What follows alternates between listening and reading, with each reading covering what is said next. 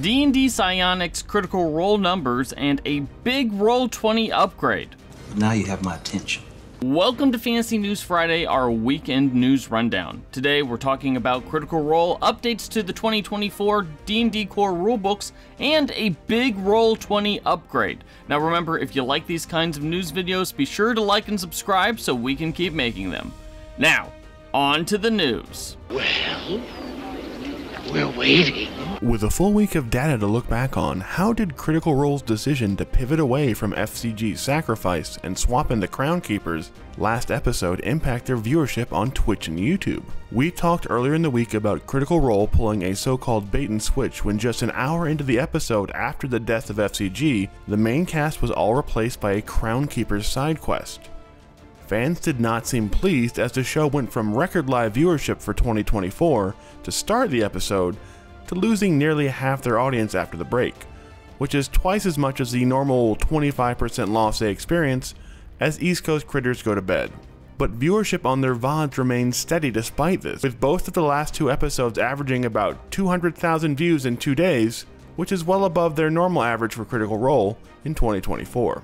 So while stream viewers may not have cared for the sudden appearance of the Crown Keepers, it seems like lapsed fans or new fans may have decided to catch back up in the wake of the shocking surprises in the last two episodes. Still, you have to wonder, had Critical Role kept with their hot hand and had a full episode dealing with the aftermath of FCG's death, what kind of growth could that have seen in their stream and their VOD viewership? And will the VOD viewers stick around for another episode of Crown Keeper side questing?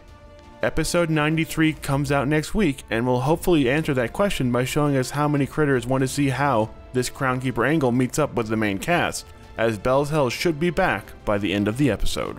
You'll just have to wait and see. Hasbro reported its first quarter earnings this week. While investors were pleased that the company beat its earning projections, the company's revenue still declined 9% compared to the previous year. Now, as with other earnings reports, this wasn't due to anything that Wizards has done. Wizards actually saw a 7% increase compared to last winter, including a 3% sales bump in D&D. Now, we will note that Hasbro is still projecting a decrease in Wizards' performance in 2024, although that has more to do with the planned Magic releases and a lack of big Universes Beyond releases than anything to do with the upcoming release of the D&D 2024 core rulebooks.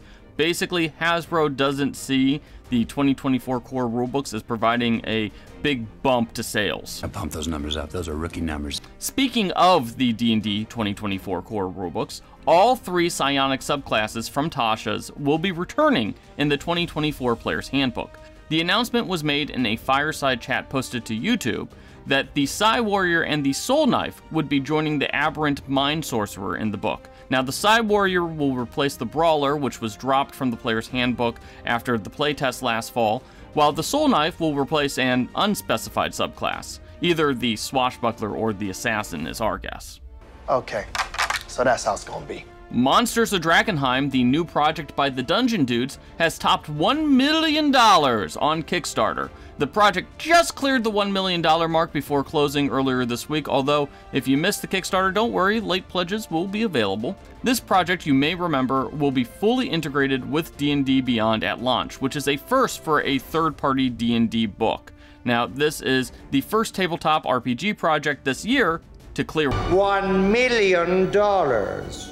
Our pals over at Cubicle 7 has a new Kickstarter project that brings the British novel series The Laundry Files to life.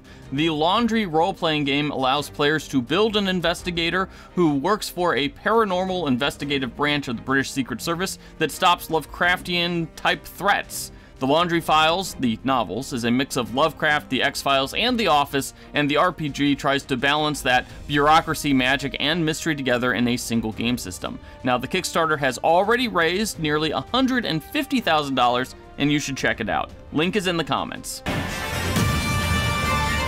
And finally, Roll20 is coming to Discord. This week, Roll20 announced that Discord would integrate the full Roll20 experience, whatever that means, as an embedded activity. Basically, this means that you can use Roll20's virtual tabletop system while still actively using Discord's voice and video functions. Not only does this take care of some of the holes in Roll20, because Anyone who's ever used their voice in video knows what I'm talking about. It also hypothetically makes it a lot easier to actually get a game going within your Discord community. Now, Roll20 is rolling out the system to Roll20 pros this week, with a global launch coming to all users later this year.